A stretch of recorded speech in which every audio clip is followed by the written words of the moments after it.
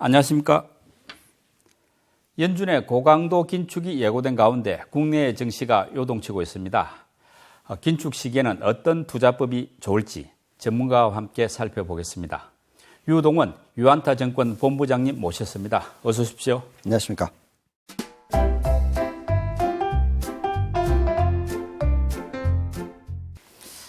요즘 주식 투자가 참 쉽지가 않습니다. 네. 예. 네.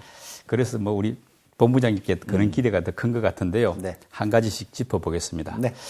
지금 고물가다 보니까 이제 연준도 어쩔 수 없이 고강도 긴축을 예고한 상태인데, 네. 근데 그러다 보니까 최근에 미국 증시가 제법 조정을 받지 않았습니까? 그렇죠. 예, 그러다 본 상황에서는 지금 어떻게 보면 약간 불확실성이 또 해소된 그런 측면도 있으니까 앞으로는 좀 달라질까 하는 기대감도 있는 것 같은데 네. 어떻게 보십니까? 네. 원래 이제 그 3월 16일 날이 첫 금리 인상이었지 않습니까? 네. 예, 그래서 그 인상이 불확실성을 해소시켜 줄 수 있다라는 기대가 있었기 때문에 사실 나스닥으로 따지자면 12,500포인트 정도의 바닥을 잡고 거의 16% 가까이 반등을 했어요.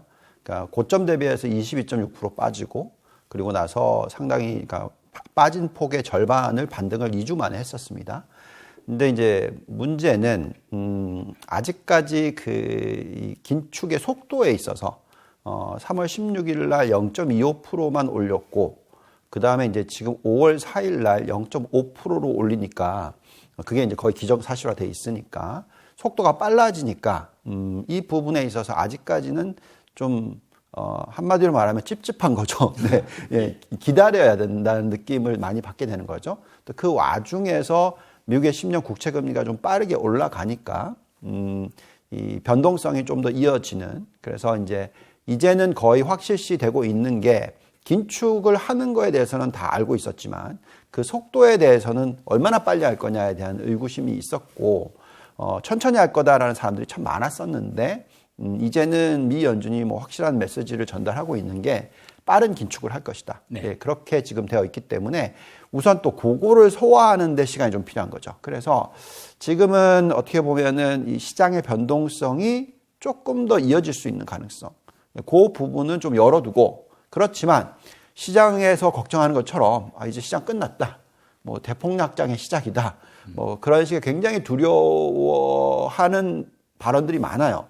비싸다는 얘기를 많이 하니까 사람들이 굉장히 불안해합니다. 그래서 지금은 시장이 변동성이 좀 더 길어질 수 있는 가능성은 있다라고 생각을 하고요. 그렇지만 다시 말씀을 드리지만 대사락장 시작 아니다라고 계속 말씀을 드리고 있습니다. 네.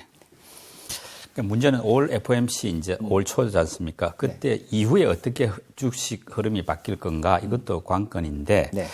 지금 만약에 이제 3회 연속으로 0.5%포인트씩 말하자면 빅스텝 인상을 한다, 이런 결론이 나오고 또 양측 긴축도 이제 현실화된다. 이런 식으로 약간의 말하자면 고강도 긴축이 이제 체감될 때 이때 어떤 미국 주식 어떻게 반응할까 이건데 어떻게 보십니까? 네. 예. 5월 4일 날 0.5%. 이게 확률이 지금 91%까지 올라가 있어요. 네. 그러니까 거의 그렇게 된다. 봐야죠.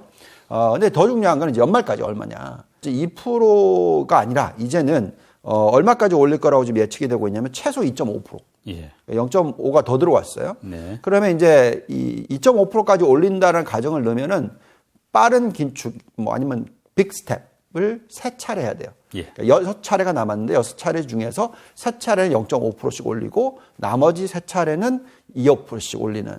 그래서 제가 볼 때는 이 속도가 미리 빨리 0.5가 들어오는 게 좋아요. 예. 근데 이제 여기서 또 0.75가 들어오느냐 이런 걱정을 할 수도 있잖아요. 예. 예. 그래서 그거를 없애줘야 되겠죠. 그래서 5월 달에 0.5 하고, 그 다음에 이제 다음에 있는 연준 미팅에서 또 0.5를 하면, 그때부터는 이제, 앞으로 이제 시각에 대해서 얘기를 하겠죠. 그리고 또 그 사이에 인플레이션 숫자들이 2달치는 또 들어올 거 아니겠습니까? 그걸 보면서 판단을 하겠죠. 그래서 저는 이제 5월 4일이 지나고 나면 최악의 시나리오는 이제 지나갔다. 그래서 그 올리는 속도에 대해서 이미 이제 시장이 그거를 이제 소화해냈다. 이미 이제 확인을 했다라고 생각이 들고요. 그 이후에는 시장은 보통 상승을 하는 게 맞다라고 말씀을 드릴게요. 그래서 물론 빠른 긴축을 하면 첫 금리 인상을 하고 나서 빠른 긴축의 시나리오는 보통 첫 금리 인상부터 250일까지 시장이 못 올라요. 네. 그러면 3월 16일이 첫 금리 인상이니까 올해 중간 선거 할 때까지는 시장이 회복을 못 할 수도 있는 거죠. 그럴 수도 있습니다. 근데 이제 시장이 얼마나 이걸 소화에 잘 내느냐, 또한 앞으로 금리 인상에 불구하고도 경기 침체가 안 들어오는 그것을 목격하게 되면 시장은 또 올라갈 수가 있는 거죠. 그래서 그 사이사이에 이제 실적들이 나오지 않겠습니까? 그래서 지금 보면은 1, 4분기 실적이 나오고 있죠. 그리고 또 3개월 지나고 나면 2, 4분기 실적들이 나오겠죠.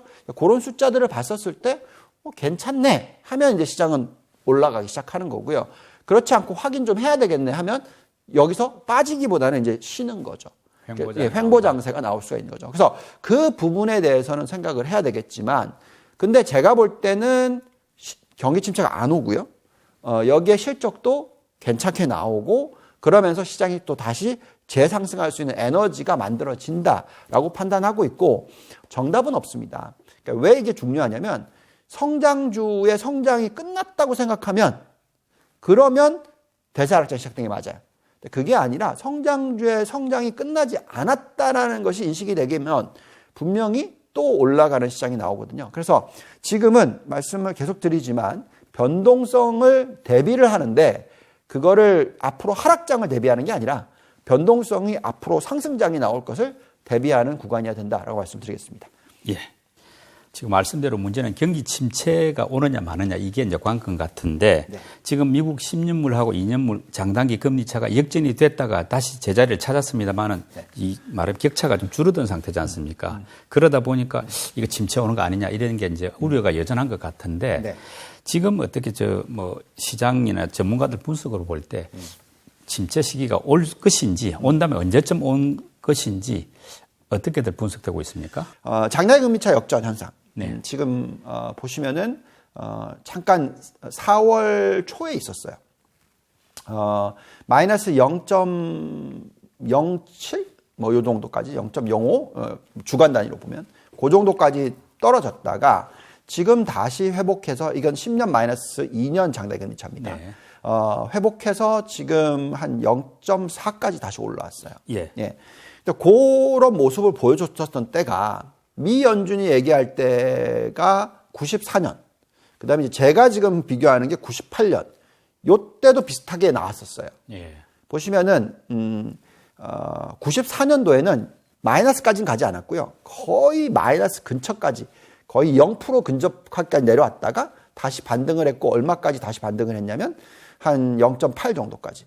예, 뭐 0.6까지 이런 식으로 올라갔어요. 그렇지만 평균적으로 보시면 0.4에서 0.6 사이에 계속 있습니다. 예. 자, 그러다가 또 98년도에 마이너스 0.05까지 살짝 찍었다가 또 다시 올라가요.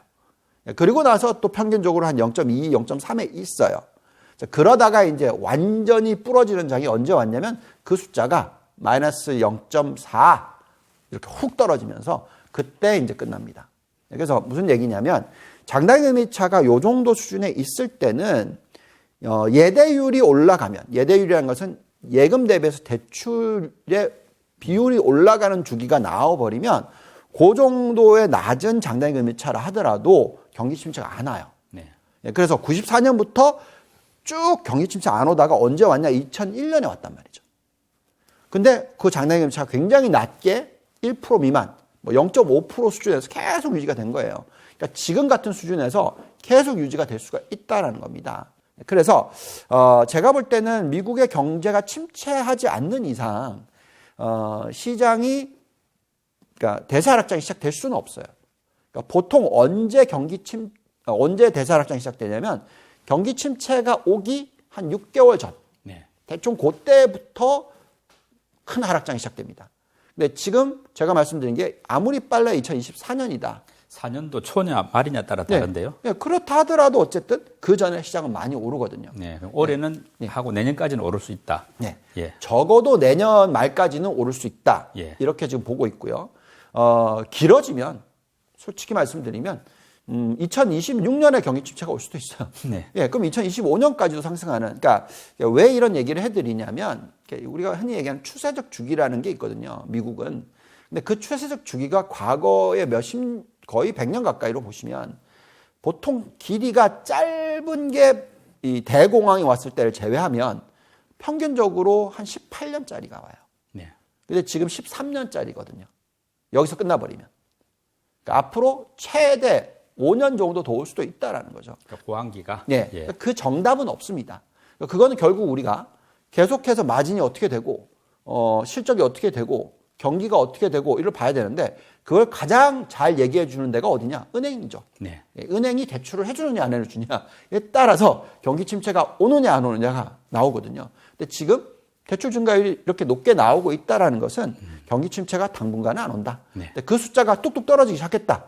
그때부터 저도 굉장히 걱정할 겁니다만, 제가 은행을 거의 30년 동안 들여다봤지만 지금 같은 환경에서 경기 침체가 앞으로 6개월 안에 온다? 네, 그 가능성은 거의 없다라고 보시는 게 맞을 것 같습니다. 그러니까 예대율 격차는 줄었지만은 대출 금액이 늘어나니까 은행은 지금 돈을 많이 벌고 있고 요 수치로 볼 때는 당분간 침체는 없다. 이게 그렇습니다. 본부장님 결론이시네요. 네. 예. 그런데 문제는 이제 미국 10년물 국채 금리가 2.8% 되지 않습니까? 상당히 네. 높은 편이지 않습니까? 어쨌든 이런 상황에서 또 앞으로 빅스텝 긴축이 예고되어 있는데 이제 성장주들, 네. 나스닥 기술주 같은 게 잘 버틸 것인가? 네. 왜냐하면 이게 우리나라도 증시하고 관련이 좀 있으니까. 그렇죠. 어떻게 보십니까? 예, 지금 현재의 나스닥의 평균 ROE가 거의 뭐 23% 이렇게 나옵니다. 22%, 23%. 예, 예. 그러니까 그때하고 비슷한 거죠. 그 자기 자본 이익률. 예, 그렇죠. 자기 자본 이익률이. 근데 중요한 것은 이제 그때는 97년 이후에 98년, 99년, 2000년 계속 빠졌어요. 2001년, 2002년까지 계속 빠졌습니다. 그래서 21%이던 게 10% 미만으로 떨어져요. 네. 그 4년 동안에. 그러니까 그런 모습이 나오면 붕괴가 오겠지만, 근데 보시면 붕괴가 온 것도 ROE가 빠지기 시작했지만 21%에서 16%대까지 떨어질 때까지도 시장은 더 올랐어요. 아. 그래서 그런 모습이 지금 또 나올 수도 있다는 거죠. 그래서 제가 볼 때는 앞으로 얼마나 더 올라갈지에 대해서 저는 오히려 걱정을 해요. 근데 이제 중요한 것은 예.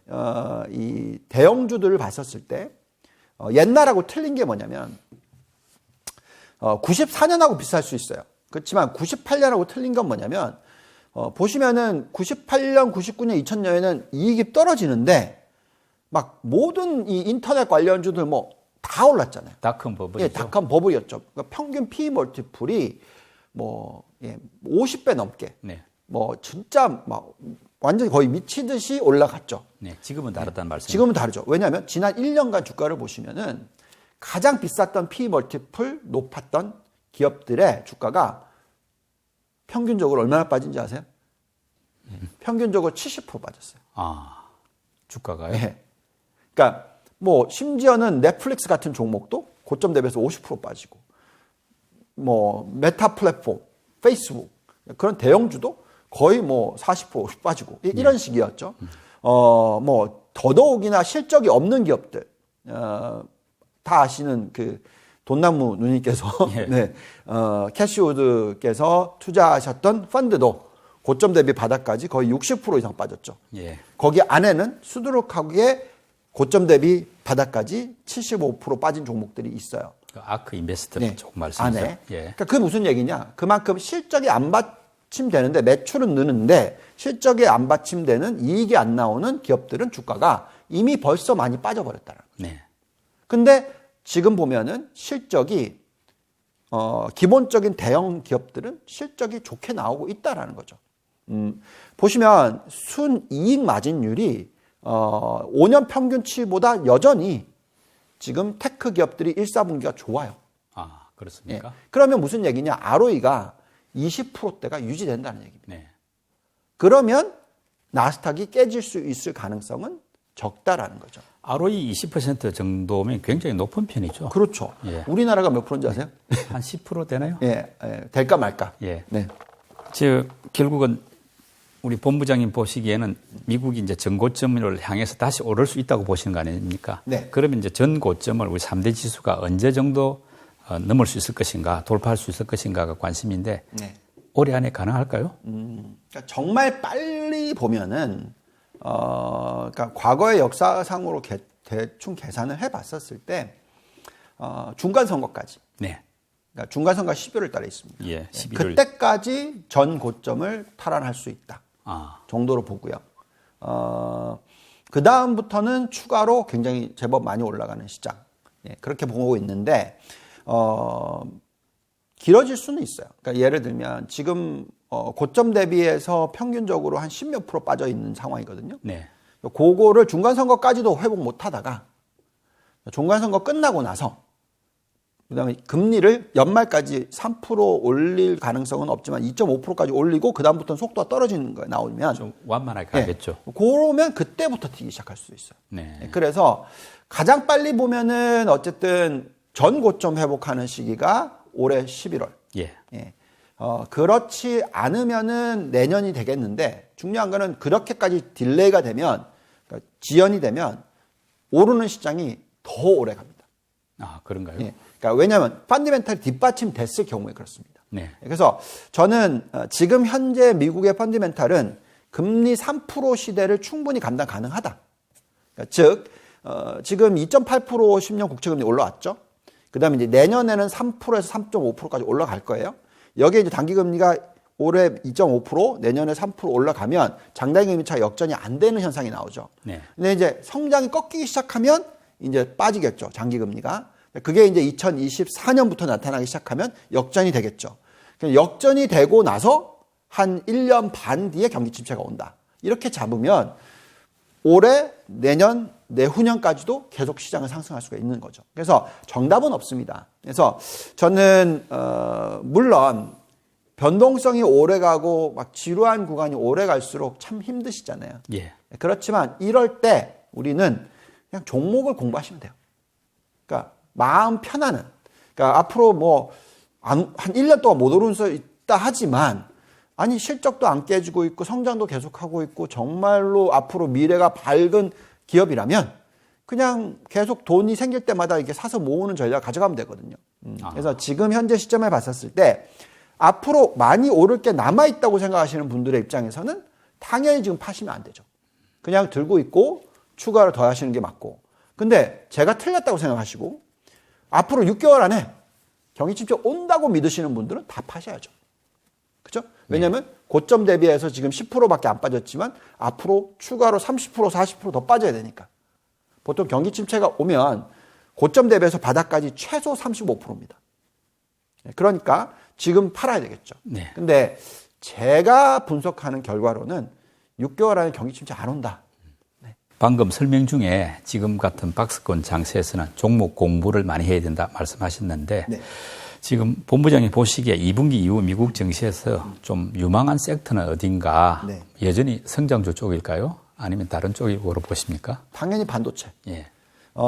그리고 바이오 산업도 상당히 ROE가 높고요. 네. 그다음에 신재생 에너지가 최근에 매출 증가율에서 이익 증가율도 이제 같이 들어오기 시작했다. 그 정도로 보고 있고요. 예. 뭐 그 이외에도 뭐 AI, 5G, 전기차 부품 이런 쪽은 상당히 좋죠. 그래서 예를 들면 테슬라가 엄청난 성장주잖아요. 근데 이 기업의 ROE가 40%. 네. 예. 어마어마하죠. 그렇죠. 결론은 성장을 하는데 이익도 같이 많이 난다. 네. 이거예요. 옛날에는 성장을 많이 하면 이익이 별로 안 난다였거든요. 그렇죠? 근데 나중에 이제 이익이 많이 들어온다. 이렇게 생각을 했는데 요즘은 그렇지가 않아요. 그래서 저는 가장 대표적으로 뽑고 있는 게 반도체, 전기차 부품, 신재생 에너지, 바이오 이렇게 뽑고 있습니다. 네. 지금 뭐 우크라이나 전쟁으로 이제 유럽 경기가 나빠지다 보니까 유로화가 약세되고 상대적으로 달러가 강세가 돼가지고 뭐 네. 달러 인덱스가 지금 100을 넘은 상황인데요. 이런 걸 감안할 때 올해 앞으로 남은 기간 동안에 미국, 유럽 또 신흥국 시장 상대적인 매력도를 평가하면 어떤가요? 네. 그러니까 지금까지는 계속 미국 위주의 일변으로 계속 미국만을 얘기했다면 지금 신흥국이랑 유럽 쪽도 지금 워낙 안 좋았잖아요. 네. 그러니까 이제 최악을 지나가는 거죠. 그래서 경기 부양책들이 미국보다도 훨씬 세게 나올 쪽이 유럽과 중국이에요. 예. 네. 그래서 저는 미국이 지금 글로벌 시가총액 기준으로서 전체 글로벌에 한 60% 정도 되거든요. 네. 그래서 저는 항상 80% 정도를 미국 투자를 했다라고 말씀을 드리면 그거를 오히려 좀 더 낮춰서 60%에서 70% 사이 정도만 해도 된다. 이렇게 좀 생각하거든요. 예. 상대적인 밸류에이션 매력도나 상대적인 성장이나 이런 부분을 놓고 봤었을 때 저는 지금은 신흥국을 오히려 지금 봐야 되는 시기다. 예. 예. 그래서 한국도 그렇고 중국도 그렇고 대만도 그렇고 베트남도 그렇고 또 남아공 이런 국가들을 좋아하고요. 그렇지만 미국을 다 버리다 이런 얘기는 절대 아닙니다. 또 유럽으로 놓고 보면은 영국, 예. 그다음에 독일, 프랑스, 네덜란드 이런 정도의 국가들이 매력도가 충분히 있다라고 좀 판단하고 있습니다. 네. 지금 중국 같은 경우는 이제 경기 부진에다가 뭐 코로나 또 이렇게 뭐 확산에 따라서 이제 봉쇄를 하다 보니까 뭐 공급 대란 겹치고 이래가지고 우리 증시에도 부담이 되고 있는데 또 올해 뭐 시진핑 주석 3년임 이런 걸 앞두고 결국 이제 기대하는 게 부양책을 좀 쓸 거 아니냐 이런 생각들 하고 있는데 뭐 상반기 중에는 좀 본격적인 부양책 나온다고 봐도 될까요? 네, 그렇죠. 그러니까 이미 부양책을 쓰고 있는데 만족스럽지 못한 거죠. 예, 지준율 인하 가지고는 부족하죠. 예, 그런 식인 거죠. 뭐 사실 금리를 내리고 있는 것도 사실이고 위안화가 어느 정도 절상 추세에 있는 것도 사실이에요. 그렇지만 뭐 지금 봉쇄 뭐 이런 거 코로나19 때문에 그 영향이 더 크다고 생각하는 거죠. 네. GDP 성장률이 나왔는데 예측보다 좋게 나왔어요. 4.8%죠, 1분기. 예측은 4.4였거든요. 예. 그러니까 좋게 나왔는데도 불구하고 또 컴플레인을 하는 거죠. 네. 좀 더 세게 해라 이런 식인 거죠. 아마도 할 겁니다. 근데 이제 중국이 모든 사람들 다 마음에 들게 하진 않아요. 어쨌든 방향은 부양책이 맞고요. 예. 근데 중요한 것은 돈을 낭비하기는 싫어하죠. 그러니까 중국이 지금 입장은 미국의 부채 비율이 높잖아요. 자기들이 낮아요. 그래서 이제 높일 건데 높이다 하더라도 경쟁력을 쌓는 쪽으로 높이겠죠. 그건 무슨 얘기냐면 시장 중에서 미국과 경쟁을 했었을 때 경쟁력을 만들어냈다라고 생각하는 산업에 대한 투자가 많이 들어가겠죠. 네. 가장 경쟁력이 있는 게 신재생에너지예요. 네. 전기차 같은. 네. 예. 그렇기 때문에 신재생에너지, 전기차 요게 이제 제일 중요한 핵심 포인트. 예. 그렇기 때문에 그런 쪽에 대한 투자, 중국을 투자를 아예 안 하시면 안 되고요. 하셔야 됩니다. 왜냐하면 중국이 글로벌 GDP의 2등이고 미국의 70%는 넘고 여기에 또 경쟁력 있는 산업이 있기 때문에 대신에 지배구조 문제도 있고 여러 가지 이슈들이 있으니까 항상 경쟁력 있는 산업 그리고 내수 시장이 큰 산업 여기에 투자를 하시는 게 맞다. 그래서 그게 바로 신재생 에너지와 전기차다. 뭐 음식 요로가 들어가면 돼지고기. 그렇습니다. 네. 경기 침체는 바로 오겠죠. 그래서 그 리스크가 없지 않아 있습니다. 결국 그렇기 때문에 제가 말씀드리는 거는 실적이 뒷받침되는 종목들을 들고 있지 않으면 그럴 때는 그냥 얻어맞아요. 아.